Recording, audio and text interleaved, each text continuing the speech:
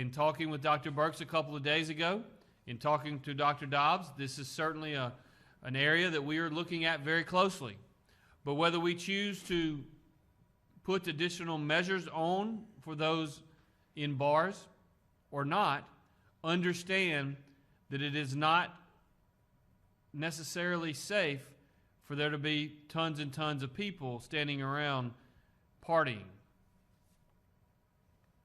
I also want you to know that earlier today we had an excellent meeting with Dr. Carrie Wright as well as Dr. Jason Dean, both the chairman of the board and our state superintendent of the Mississippi Department of Education. We talked extensively about the plans for reopening schools. We know that all districts will have submitted by the end of this month, and we will be able to offer an even greater level of detail on what we believe and what we think of their efforts. Most are looking at a combination of in-person classes and some virtual learning. We all agreed that we cannot go any longer without our kids learning in classrooms. That's simply not reasonable. It's simply not possible. We talked a lot at the beginning of this pandemic about essential workers and essential services. I can think of nothing more essential than a child's education. Missing so much time, especially early on in their schooling, could and would destroy lives. Kids, especially those that are privileged, have an advantage, while kids without fancy iPads and without parents who can watch them full time may never recover. We've got at least $150 million going to schools to pay for masks, hand sanitizer, and other necessary PPE. I'll personally guarantee if you need a mask, we'll get them to you. We've already given out nearly 5 million community masks in Mississippi, and we are prepared to do more. We've got every school district in the state working on their unique plan. I know that some people must think that I'm a genius and therefore that I know better than every one of these local school leaders. They want me to do an executive order mandating that every school acts exactly the same. As of today, I do not see that as the best course of action. Every school district has until July 31 to complete their plans, turn them into the department, and I look forward to personally reviewing every single one of them. But I want to make sure that the people of Mississippi understand what the American Academy of Pediatrics came out and said that I believe is very important. The AAP strongly advocates, and this is a quote, the AAP strongly advocates that all policy considerations for the coming school year should start with a goal of having students physically present in school. The importance of in-person learning is well documented, and there is already evidence of the negative impacts on children because of school closures in the spring of 2020. Now, recently I've seen some intense rhetoric saying that opening schools will mean people will die. The American Academy of Pediatrics said that closing schools could in fact itself push children to a higher risk of death. They're right. We have to provide the structure for children. It is a tremendous privilege to be able to stay home, to get paid, and to have no worries. But most families in our state simply can't do that. We can't force every parent to homeschool their kids indefinitely. It's insane to believe that that is a sustainable long-term policy. Our goal is to get kids back in school so that they can have structure, safety, and learning. We're going to do it with an overwhelming focus on public health. We're going to do it in a safe way. I believe that we can. In fact, I know that we can. We know that there is no safe way to abandon education. When I think about that second grader that maybe was struggling to read in the middle of last year. They were struggling to keep up. If we put them in a position in which they go an entire year, that may be a lost year to some. But to that kid who was already struggling, it may be a year in which it proves that they will never, ever be able to catch up. We had made tremendous progress over the last 10 years in educational attainment in our state. It's something that I am exceptionally proud of. We cannot give back those gains, not for my benefit, not for the benefit of the privileged kids in our state, but we cannot give up those educational attainment gains for those individuals who have worked so hard, who maybe 10 years ago were struggling, maybe would have been a dropout, but instead have chosen to stay in school, have performed, have gotten better, and have made a better life for themselves. Today's second and third graders need that same opportunity, and I believe that we can do it in a safe, responsible way. Just like I believe we could get people back to work in a safe, responsible way. And so I want to thank everyone again for being here. I'm going to turn it over to Dr. Dobbs, who's going to give us an update on our cases today. Thank you very much, Governor. Today we're reporting an additional 1,032 new coronavirus cases, with sadly an additional 24 deaths. If we look at what's going on in the state, we see ongoing widespread community transmission. We know that any place that people gather, there's going to be a risk of somebody spreading coronavirus. So it's so very important for people to follow the simple rules.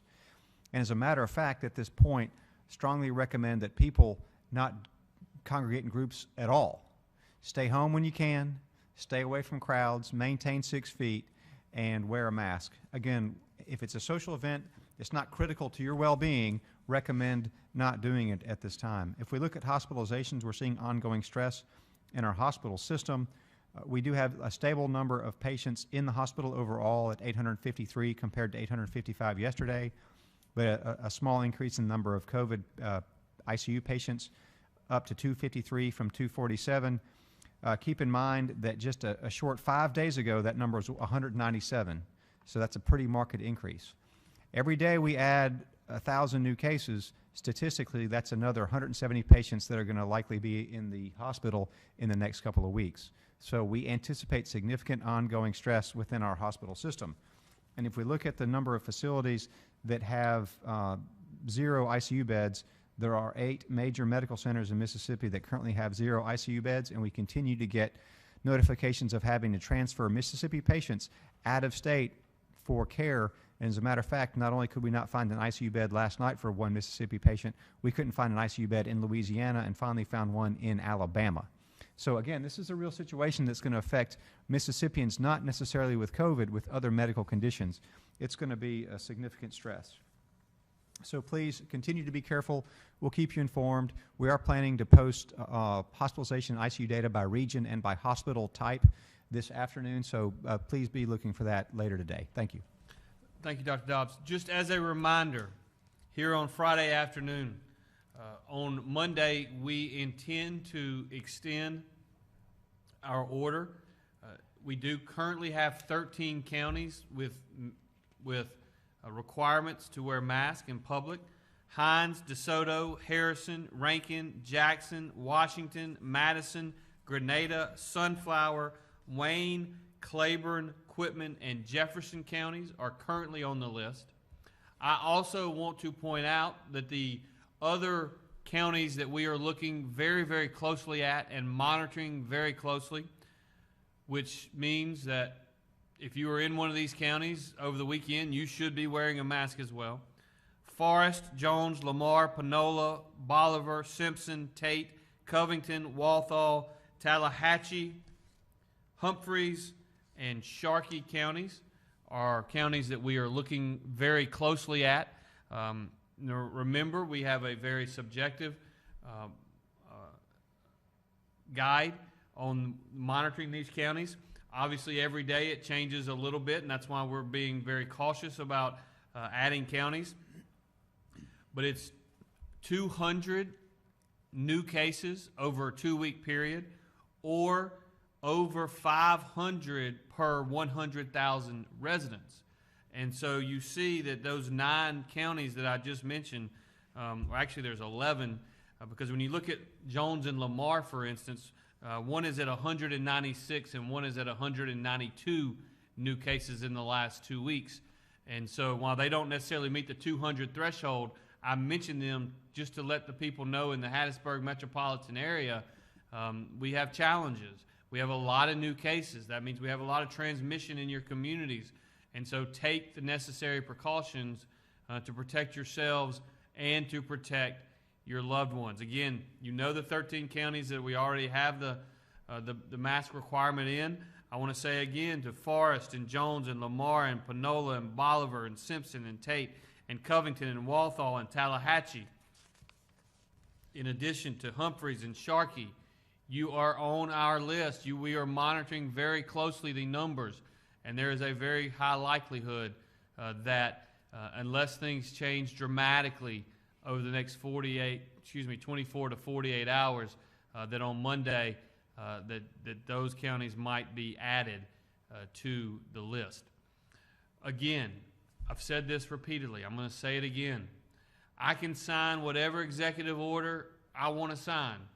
If you, the people of Mississippi, ignore it and don't pay attention to it or don't adhere to it, it doesn't do any good. It's the reason I'm here day after day after day. I'm trying to be transparent with you. I'm trying to simply tell you the facts as I see them. The numbers are the numbers, and we are working very, very hard to make sure that all of my fellow Mississippians know what we know. I will give Dr. Dobbs and his team immense credit. Their data crunchers are working around the clock. We have as sufficient and as a good data as anyone anywhere in the country, and that's because of his team that he's built. But I want you to know what I know, because and by the way, most all of these numbers are on their website. So I'm reading it off of the data that they gave me, but you can go on the State Department of Health's website and see very similar information every single day, county by county data. According to the latest information I have, for instance, DeSoto County, we have 2,006 total cases in DeSoto County, but 584 of those are in the last 2 weeks. That's the reason there's a mask mandate in DeSoto County. Hinds County, 2,978 total cases, but 800 of them are new cases in the last 2 weeks. My friends, we're not just sitting up here saying, willy-nilly, we want you to do this, we want you to do that. It is based upon the information that we have. It's based upon the data that we have. And I assure you that my team and I, in addition to Dr. Dobbs and his team, to Mac and their team, we are poring over the data every single day. I spend hours looking at this information every single day. Nothing that we've done throughout this process have I done lightly. And that continues to be the case today. Mac, if you give us an update from an emergency management perspective, please. Yes, sir. I just want to remind that the municipalities and the county's relief fund that we've been working is going well. We've already started getting applicants that come through the FEMA normal reimbursement program, and that's for PPE, food, medical costs, communication enhancements, a lot of different things. We're about 17 days away from kicking off the CARES Act portion of that funding, strictly going in. It can help those counties and cities with the unemployment insurance costs, payroll expenses for COVID-19, extra enhancement there, and other things. So we're starting to see a great push into our regular normal reimbursement system, but we're also getting prepped for the other, and we've had a couple of conferences already, phone conferences with those applicants, and the possible applicants, as well as more information to follow, and that is on our website. We've already got that out there to get a good information program. So if you have any questions, please go there first, or call Mima, and we're more than happy to help you. We have seen an uptick in requests for PPE here in the last couple, 3 weeks. Obviously, the Governor Reeves and Dr. Have talked about it, and so we've seen those requests starting to increase. If we look at the numbers from just last Friday to today, about 430,000 masks to Tier 1 and Tier 3 facilities, as well as 300,000 gloves. So we're starting to see a little bit of those increased cases, an increase on our logistics system, but we've already prepared for that. We started last month, and we're already starting to go out here, and our procurement is stepping up even further as well as the acquisition teams that we have. We're perfectly poised to be able to respond, but you don't want to have to respond to that type of emergency. So, but we did see exactly what Dr. Dobbs and others have said, that the cases that are going on, it creates a drain on the statewide emergency logistical system. And a little bit of mask wearing, a little bit of procedures, we saw things go down for a while. We saw us able to stockpile and try to get some of our logistical stock for the future, but now we're starting to see a pull on it because of the 13 counties and others that have done that. So, but we stand ready. Mima, we have plenty of equipment on hand, and we're ready for the next couple of months, sir. Thank you, Mac. At this time, I'll open the floor to questions. Yes, sir.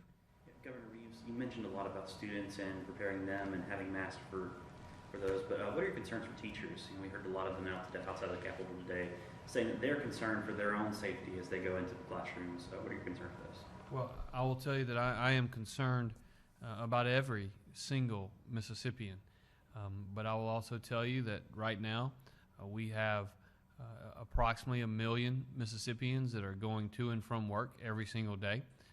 They are going into an environment that is safe, and I believe that we can structure our schools in such a way that our teachers can teach, and they can do so in a safe way and in a safe environment.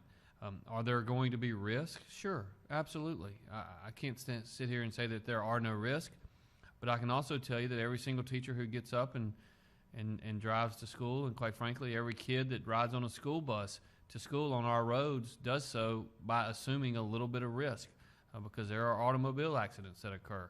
And so what we've got to be able to do and what we've got to be willing to do is we've got to make sure that each of the various districts have plans in place that are sufficient to protect and to mitigate and to minimize the risk that are associated with not only the kids but the teachers and everyone in that school building. I believe that we can do that, and I believe it's critically important that we do. Joe. Dr. Dobbs, a quick follow-up after this question. Has there been any evidence of daycares, kids' camps, of children getting sick there? You know, I can't say we haven't had any kids in daycares or in camps that have begun. In other states, there certainly have been transmission events in kids. But specifically, the science is starting to show that, and it's just so early, it's hard to know for sure because we've closed schools and we've limited daycare so much that we don't have a good perspective of when we put kids back in together how likely they are to transmit it. But probably our youngest children are very unlikely to get severely ill. They might be less contagious to one another. We don't know that for sure, but there's some suggestion of that. Just to caveat it, we're still learning. But very clearly, as kids get older, you go into middle school or high school, they're plenty contagious going in. So there's going to be sort of a graduated risk of transmission, at least based on the current science, as kids get older. Teenagers are probably just as contagious as 22-year-olds, and we know 22-year-olds are pretty darn good at spreading it from our recent experience. So there'll need to be different considerations. The good thing is that older kids are going to be a little bit more able to follow, hopefully, social distancing and wear masks and that sort of thing. And if younger kids are less likely to spread it just because of the biology of the situation, that is something in our favor, but it's certainly nothing we should be complacent about. We can't depend on sort of luck of circumstance to get us out of this. Yeah, I would just add one thing, and then I'll let you follow up. By opening schools and dealing with approximately 450,000 kids and probably somewhere between 38 and 39,000 teachers and lots of other personnel, I don't think anyone is suggesting that we can do that and there would be absolutely none of the kids or none of the teachers or none of the personnel that get COVID. But I can also tell you that if we don't open schools and we have those 450,000 kids and roughly 50,000 personnel, that if they're not in school, that none of them are going to get COVID. And so we're just going to have to do it in such a way where we mitigate the risk, and we do it in such a way that once, if and when we do have an outbreak, that we have a plan in place to address it. Dr. Dobbs, the follow-up is, when we do have an outbreak, what's the plan? Yeah. So we've been working closely with the schools. I've had numerous conversations with the Department of Education, educators, superintendents, and I have a huge call with boards of education next week. We do have an outline of what a school should do if they have one case, or if they have more than one case in a classroom, or if they have multiple cases in different classrooms or different environments, with sort of like a set of guidances, what to do, and how to involve us in the process. It's the same thing as we would do for anywhere, except for we have sort of activated it to work in the school environment. If someone has a case of coronavirus, everyone who's within that sphere for a certain duration of time is going to be considered a contact and will need to be quarantined and set home. If it's in such a scenario that you don't realize, you can't define which kids might have been exposed, then all the kids are going to need to go home for a quarantine period. And so it could be disruptive depending on how common it is within the schools. And then certainly there will be scenarios where there will be multiple micro outbreaks or even massive outbreaks within a school system where considerations for a closure will need to be considered, and we're certainly going to be part of that conversation. Yes, sir. Governor, a document making the rounds that was drafted in conjunction with the White House says that Mississippi is one of 18 different states in the red zone in terms of COVID-19. This was, from our understanding, sent to the governors of those states. The report also recommends that states in that red zone should enforce more protective measures to keep the virus from spreading. And they identified 52 of Mississippi's 82 counties they were looking at. What's your take on that report and how that plays a role in the restrictions, not only for counties, but on a state level?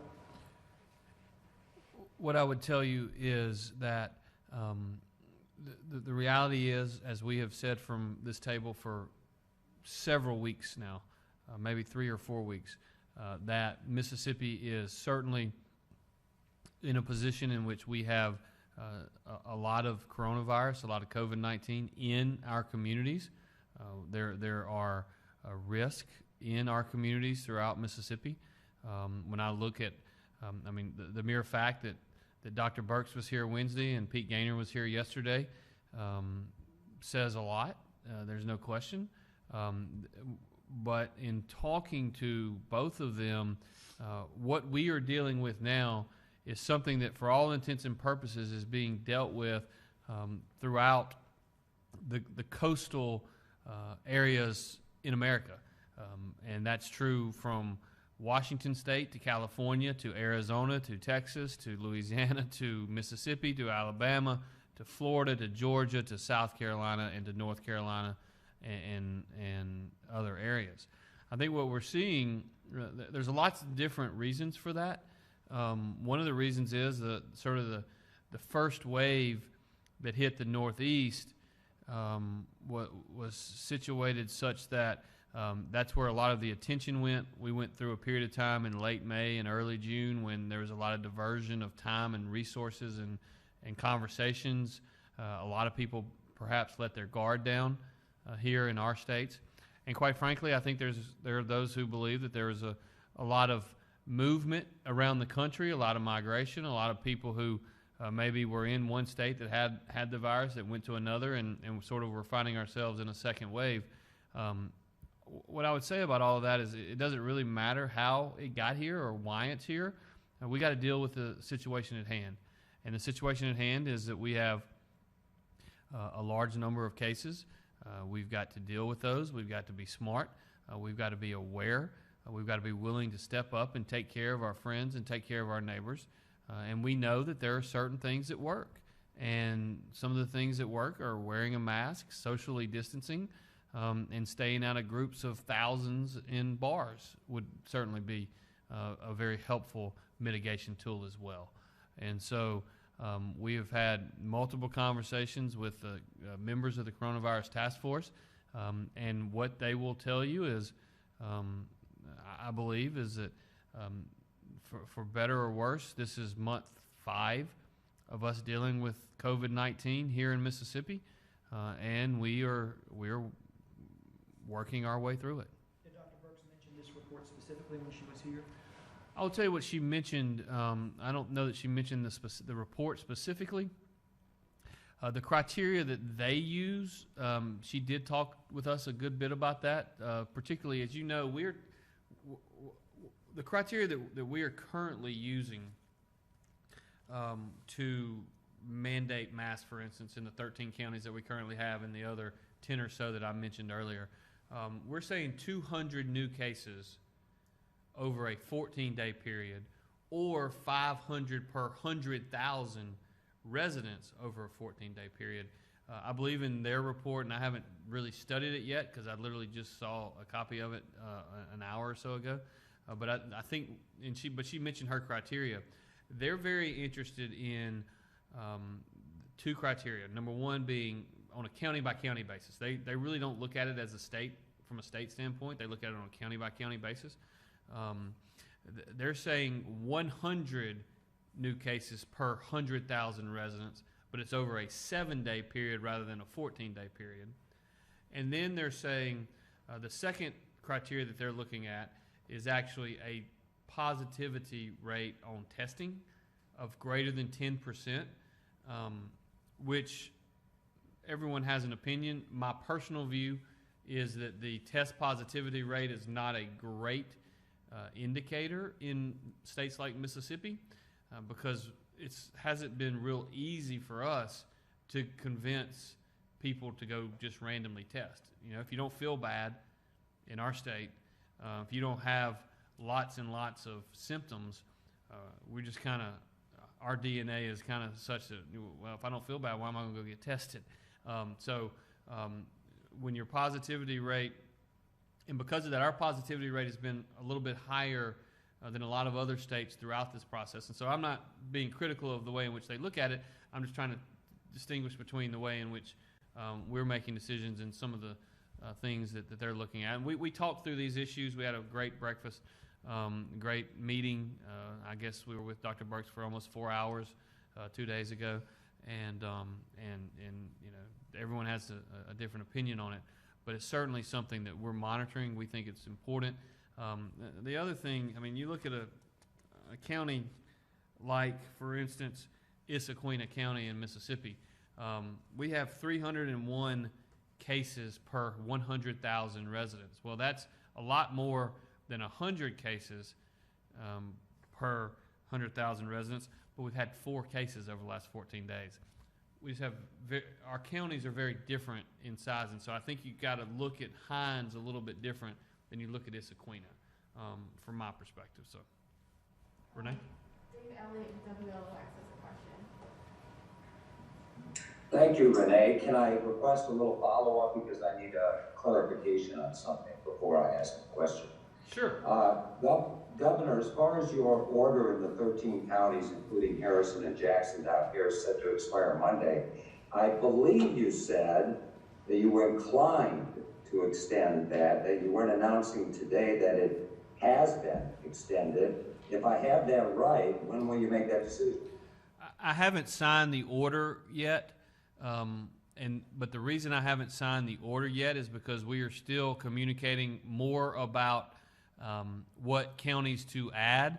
I believe it's fair to say that the folks that watch you every day, Dave, with bated breath in Harrison and Jackson counties can expect that order to be extended for at least 2 weeks beyond Monday, although I have not signed the order yet. But it's not because I'm contemplating taking Harrison or Jackson out of the list. Okay, then I'd like to get back to the schools. That's the big story, I think. scheduled to start in less than 3 weeks now. You've already said you plan to proceed with that. We've established teachers groups who are speaking out against that. Have you at least considered delaying the start of school, maybe into September a couple of weeks, so the state can monitor numbers, give school districts a little breathing room to refine their plans? If the question is, have we considered and or contemplated that action, the answer is absolutely. We've considered and contemplated every action. At this point, we haven't taken any state action. We have given, as we do on virtually every decision, a great amount of autonomy to our local school districts. That is, in good times, that's exactly the way they want it. In challenging times like now, maybe every district doesn't want to have to make these hard decisions, but we have to date not made any statewide decision on delaying or otherwise. The State Department of Education did yesterday, and the board met. There was the decision that was made that they were not, at this point, going to reduce the 180-day requirement for the 2020-2021 school year.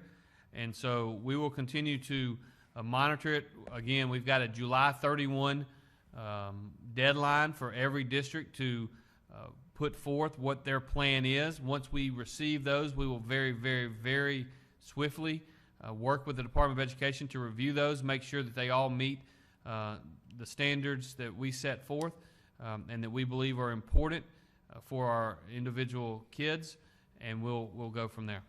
Renee? Nick June with Jackson Free Press has a question.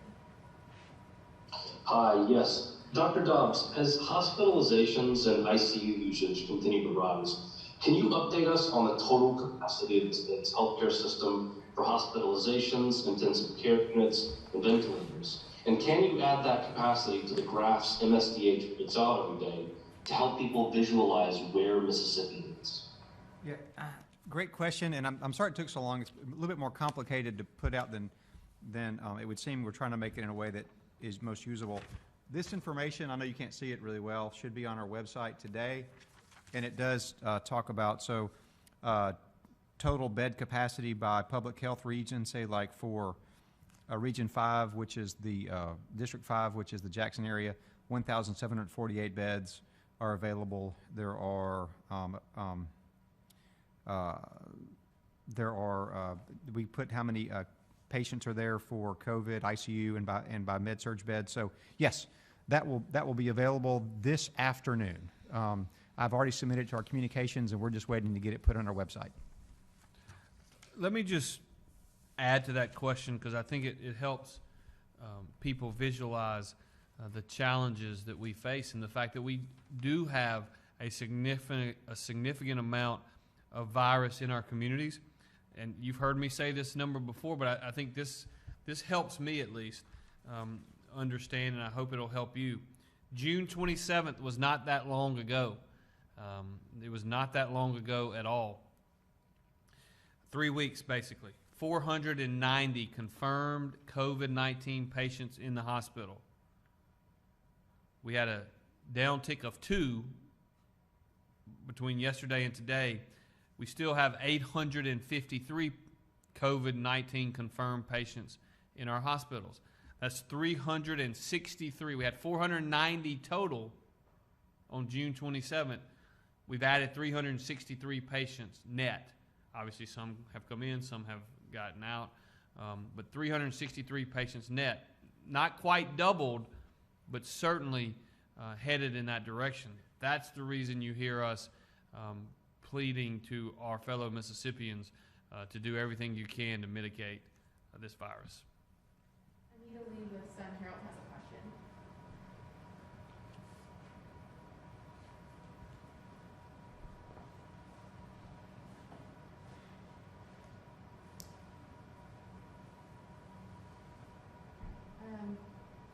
Jeff Pender with Mississippi Today has a question.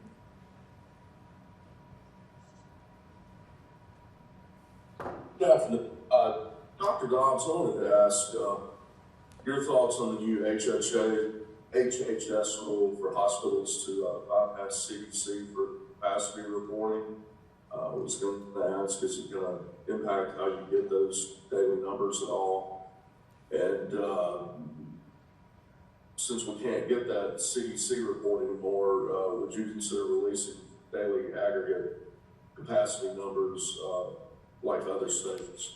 Yeah, great question. Thank you. We should have something out this afternoon about the hospitalization numbers by area, by hospital size and capacity. It'll be apparent when you see the different information we have out there for you. On the HHS question, we're not concerned about it. We have a parallel method where we actually every day obtain a lot more detailed information that has been going to CDC or that has been going to HHS. We certainly have observed this transition from CDC to HHS and understand that there are legitimate reasons for doing it. It doesn't seem like a nefarious takeover, honestly. But we'll continue to do our thing so that we have the data, and we know that our hospitals will. This is something that's very important, I think, for our hospitals to know, is the information they send to HHS is going to be critical for resource distribution. How much PPE they get from federal stockpiles, how much of investigational drugs like remdesivir are distributed are going to be based on this data. So it's very important for our hospitals to submit this information accurately and timely. Yeah, I just want to reiterate, we've had, I've spoken to, in the last 7 days, I've spoken to the Secretary of HHS, I've spoken to, obviously at length, Dr. Burks, and I've spoken to the head of FEMA, who is the resource distributor. Much like MEMA is sending PPE out every single day to our Tier 1 and Tier 3 facilities, FEMA is who resources us. That's who pays for much of this stuff that's not CARES Act money, but through the Stafford Act.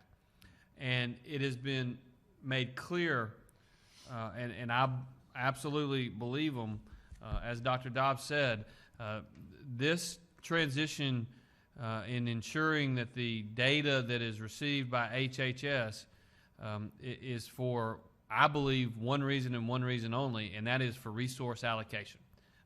They are having to make decisions as to how they distribute remdesivir, for instance, which is a drug that helps a lot of patients, particularly if they can get that drug in the early hours of them actually being admitted to the hospital. And so new hospital admissions, for instance, is something that is critically important to how they ultimately decide which hospitals get that drug. We know for a fact that we don't have a large enough supply to just send out, by we I mean the federal government, to send out the distribution of those drugs to every single hospital throughout America. And so I do think resource allocation and resource distribution is the primary reason, and there may be some other reason I don't understand or I don't know about, but I'm convinced that that is certainly what they're telling us across the board, and I have reason to believe them. Yes, sir. Governor, along those lines, there's concerns for people, and I hate to always, it seems like once a week we're asking you or Dr. Dobbs to put on your Mythbusters hat and try to dispel something from Facebook, but we've seen a lot of concerns, particularly on the Department of Health's Facebook page too, from people commenting about our own reporting being impacted because of the new requirements for HHS. Also, too, I wanted to ask a sort of a side note, the National Guard coming into hospitals to make sure those numbers are being reported correctly. Obviously, there have been states that have had issues with that. Can either of you talk about whether or not we've had any issues with hospitals reporting in the Magnolia State? I am not aware of any reporting issues personally, and I'm not aware, and unfortunately for him, I talk to Dr. Dobbs pretty much several times a day, and I'm not aware of any reporting challenges we've had through the Department of Health, but you may know something I don't. By and large, our hospitals have done a great job getting information out. I would like to beg their patience because there's multiple reporting lanes they have to work through, and I know there's some redundancy, but there's some reason for that. Streamlining, it might be worthwhile. But from our perspective, every day I look at every single hospital's report, and Every once in a while, maybe one or two hospitals don't report, and then we get it later in the day, or we update it the next day. And so we're typically, close to 100% on all data fields, and we have a lot of data fields. So just thanks to our hospitals for keeping us informed. It's been extremely useful. Yes, sir. And I just want to get some clarification on bars. If you did move forward with having to close bars, what would that look like? Would that be part of the the county mandates that you're doing? It's a great question, and it's one of the reasons we hadn't made final decisions yet. We're thinking through what does that look like? Does it look like a closure? Does it look like we go back to where we were at one time, where we had curfews in place, for instance? I think as it relates to COVID-19, certainly the later it is in the evening, it certainly leads to less and less social distancing and things such as that. Or does it, rather than having curfews, do we move towards having a bar setting that is much more similar to what we do in restaurants now, where we have, for instance, 50% capacity, but also maybe we go to where you can't be served unless you are sitting at a table. I will tell you, I've had these. Last night I was on a call for a couple hours late into the evening with my fellow Republican governors and trying to get ideas from them about what, it's not just about throwing something at a dartboard, just trying to listen to my peers from around the country and say, we think this really worked. I mean, and ultimately that's the question that I ask.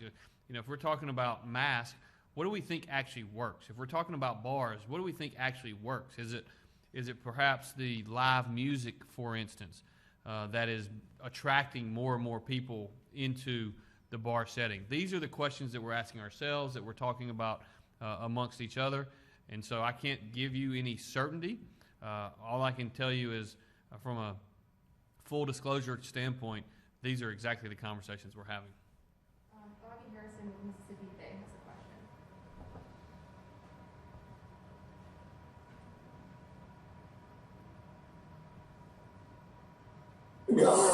What about the flag commission? Are you getting close to making your appointments? We are close to making our appointments. Just as soon as I can get a little bit of time away from dealing with COVID, I'll make those appointments. Yes. Sarah Ulmer with Y'all Politics has a question. Hey, Governor. Bobby actually asked my question as well.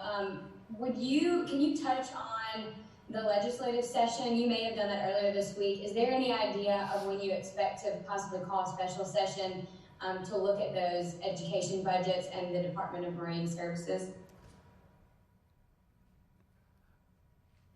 Thanks for the question. I appreciate that. I can't give you any real idea of when that may occur because I'm committed to not bring them back until I believe that it's safe for all of them to come back. As I have been in contact with a number of them, and quite frankly, due to several scenarios that have happened, been in contact with some of their spouses.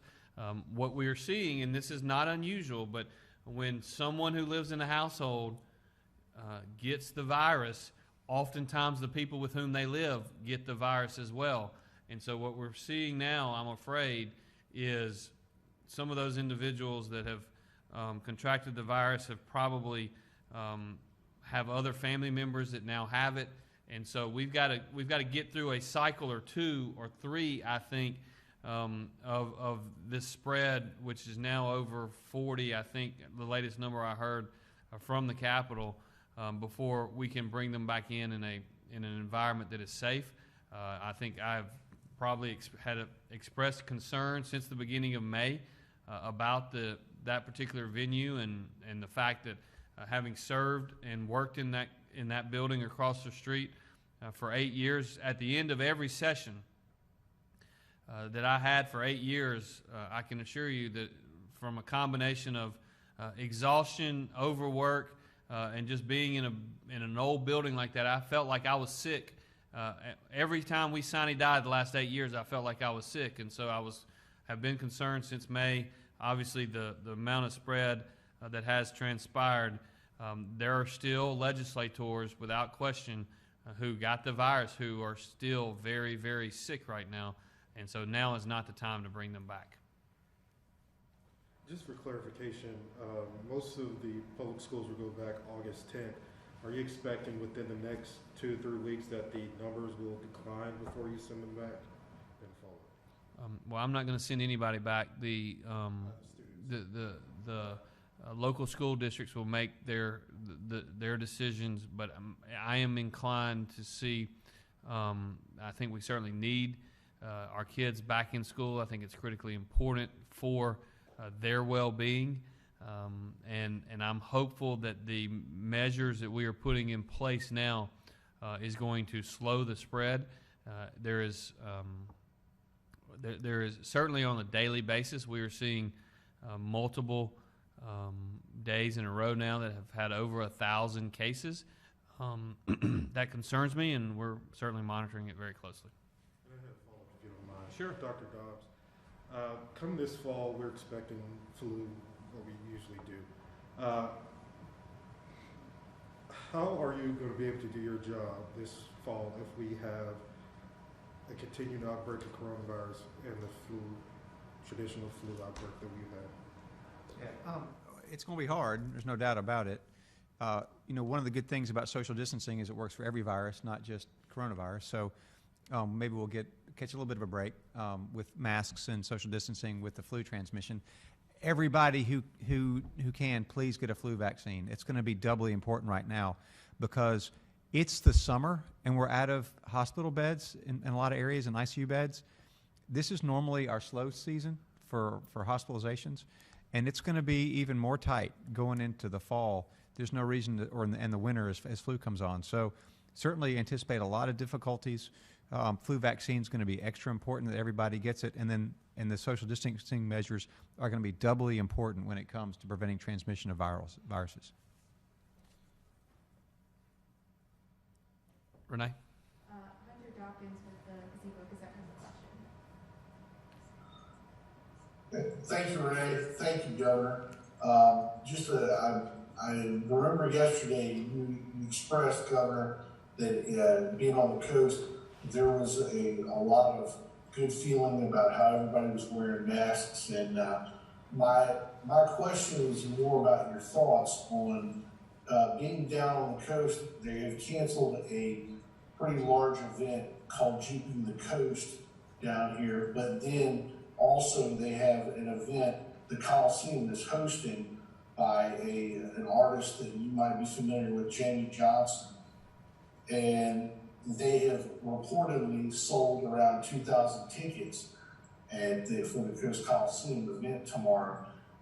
Can you kind of express to me your thoughts? I know there's a different transition because the events are both big, one being canceled, but the other one happening. What can we look for? Well, thank you, Hunter, for the question. It was good to see you yesterday down in Bay St. Louis at the Ground Zero Museum. That was certainly a great event. I thought I was very impressed, as I said. Every single person that was in that particular press conference, every elected official, and by the way, we were in Hancock County, which is not on our list of 13, but every single person that was there had on a mask. Every single person that was there was socially distanced. That included every elected official in Hancock County. We attended an event with some firemen. We attended some events with some policemen, and that made me very pleased to be out and about and see that. I think that most things in society that are going on right now can be done in a safe way. If we are outdoors and we are wearing a mask and we are socially distanced, that combination of things significantly reduces the risk of spread, and that's true if it's 2 people or 200 people. Now, we certainly want to make sure that we are very vigilant about the way in which we do that we have a setting where it is possible to socially distance. I'll give you an example. I was talking to one of my good friends who's a mayor down there, and he was telling me about 2 different bars. He said they both are outdoors which is certainly better than an indoors bar. But on one of the outdoor bars, they have a very large patio. They have people seated at tables, and there's 4 or 5 or 6 or 8 people per table. And you're able to get 6 feet apart, and it seems like a relatively safe environment. This is what he's telling me. And then there's another bar that, for whatever reason, it's outdoors, but people have to congregate very, very close to one another because there's a very small space. And so you can see the difference, whereas one is much safer. Neither one are 100% safe. There is no such thing as 100% safe in this environment in which we live. But there are little things, there are measures we can take to make things more safe than others. So, Renee? You're good? One more, CJ. Governor. Well, actually for Dr. Dobbs. And again, I know you guys talk a lot on these various news conferences, and I'm not trying to get you to reiterate something you might have said earlier in the week, but we're hearing more concerns about this new strain of coronavirus in our area, in this part of the country. Can you talk more about that and how it's different from what we're seeing in other places? And a lot of people are very concerned, and lack of information breeds fear. Yeah, so I'm not aware that we have, well, we're looking at some genetic analysis, but I don't know that we have a lot to speak specifically about local stuff. But there is a strain of coronavirus that seems to be more transmissible, but no evidence of increased, severity. So, yeah, I mean, it's there, and could that be part of our issue right now? Sure, absolutely. If you have a more transmissible virus, it's going to be more problematic. So that the studies that have been done so far show that more transmissible strain has pretty much supplanted the older one. It's just a single point mutation on the surface protein, so it's not a hard mutation to obtain. I think that's probably in play, absolutely. But it doesn't change what we do. It's not going to make people. We don't think it's going to make people die at any higher rate. We're certainly not seeing that. As a matter of fact, I think our mortality is a little bit better as we've learned to treat this a little bit better and earlier and more aggressively. That's all is not woe and misery. We can do what we got to prevent on the front end, but once you get sick, please seek care, because there are effective things that can be done no matter how sick you are. Yes. David WLOX has another question. Alrighty, Dr. Dobbs, I guess is kind of for you. I know the hospitals in Jackson are really pushed to the limit. You talked about having to send a patient to Alabama. We're pretty solid down here right now. But a doctor told me if the next 4 weeks are anything like the last 4 weeks, it could get critical.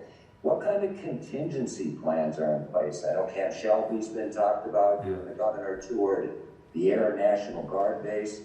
If supply and demand issues with patients and hospital capacity hit some kind of critical mass, what kind of plans are in place?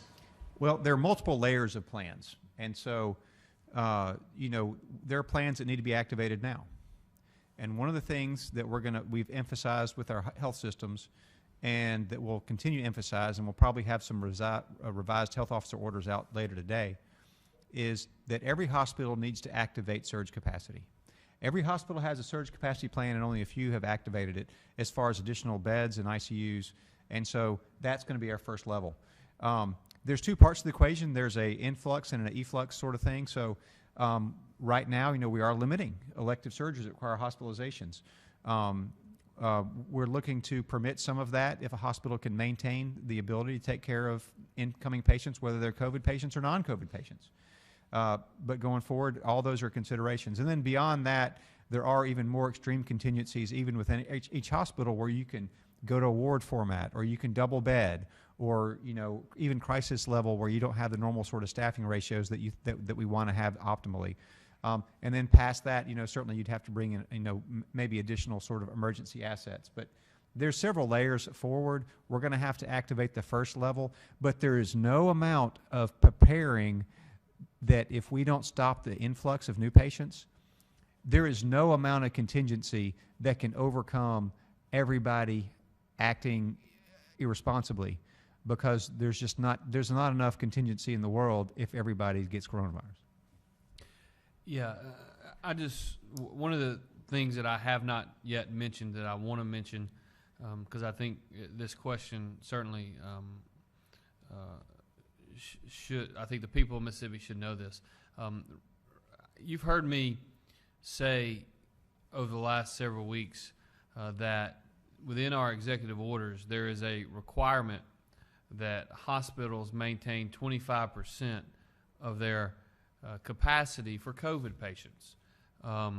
We've had a lot of conversations with those in the healthcare space, with Dr. Dobbs and his team, and I think it's becoming, and admittedly, we're all learning through a very difficult situation, but I think it's becoming more clear to all of us that 25% requirement is probably not realistic for most of our hospitals, and that what may be more realistic is a 10 to 15% requirement.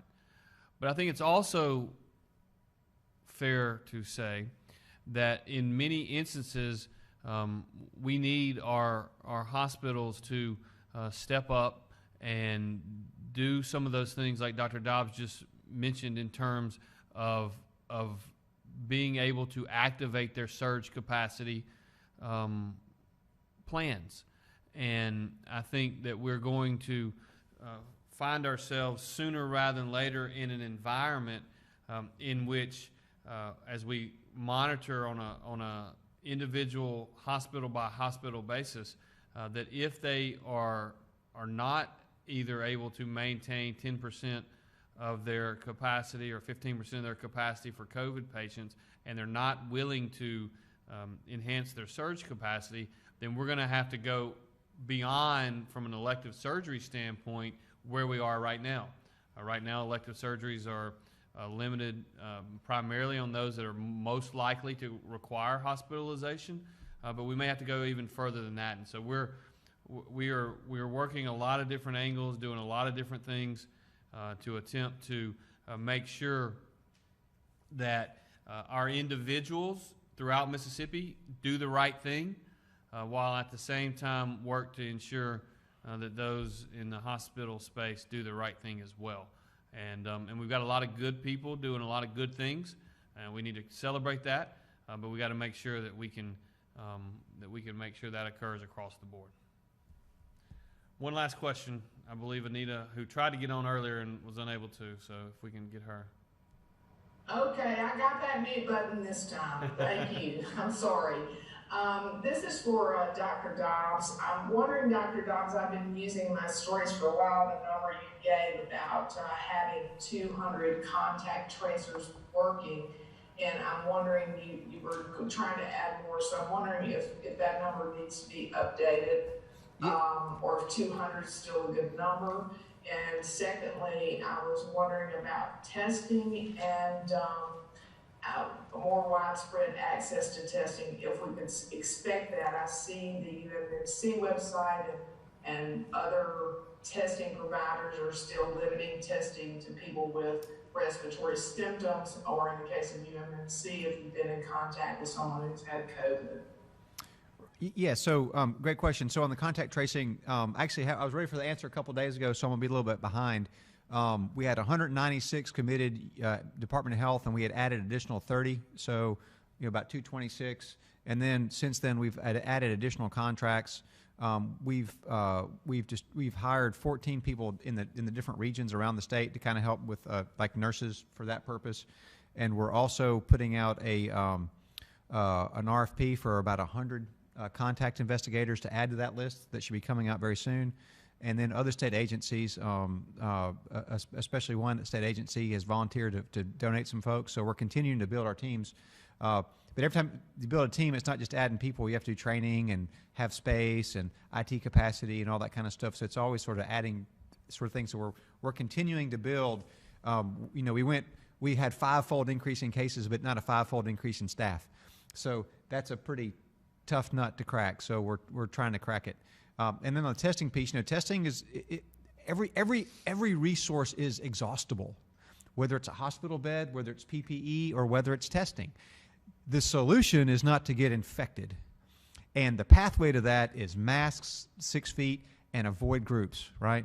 And so, you forgive my frustration that everybody wants the magic bullet of the contact tracing or the testing or the vaccine when the solution is just plainly obvious in front of us for everyone to see. And I'm baffled that the simplest of solutions is the one that we refuse to broadly adopt.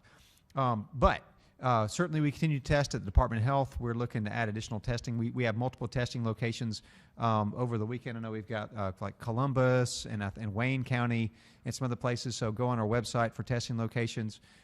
We're a little bit of a victim of the national trends because whenever the big guys sneeze, we catch a cold, right? So if Texas and Florida suck up all the testing supplies, there's not going to be anything left for Mississippi. So these are going to be ongoing challenges. The Department of Health, UMC, we haven't exceeded our capacity. We're still at 24, 48-hour turnaround for our endeavors, and we'll continue to try to grow those. But every resource is exhaustible, so please, please be careful. I would just add, and this will conclude today's briefing, one of the challenges that we have right now is there are, because of the explosion of cases in very large states like Arizona and Texas and Florida, many of the private labs are behind, and we are getting results that are, let's just say, not exactly timely. And so we've got to not only look at, it's fine to look at the total number of new cases today, but that date of onset of illness chart is critically important to the decision making that Dr. Dobbs and I have to make. It's not just about the new cases today, because we may be reporting a new case today that actually was tested on Sunday or Monday or maybe even longer than that. And so, again, at full disclosure, full transparency, that is one thing to look at. But if you're only looking at that, it's probably not the only data set piece you ought to look at. The other thing I'll tell you is the data is the data, but what we believe at this time, and I understand if you're skeptical, by the way, because there was a time when the folks at the World Health Organization said masks would not help. They said that in March. That's regardless of what was said then, we believe, and this is a pretty uniform consensus opinion today, that if you wear a mask, if you stay outside, if you are more than 6 feet apart, you significantly reduce the likelihood that you're going to spread the virus. And the best way for us to deal with the situation that we're currently in is to slow transmission in the community. And the best way to slow transmission in the community is to be outside, go to work, go home, put on a mask, stay 6 feet apart. That's the formula. Thank y'all. Have a great day. God bless.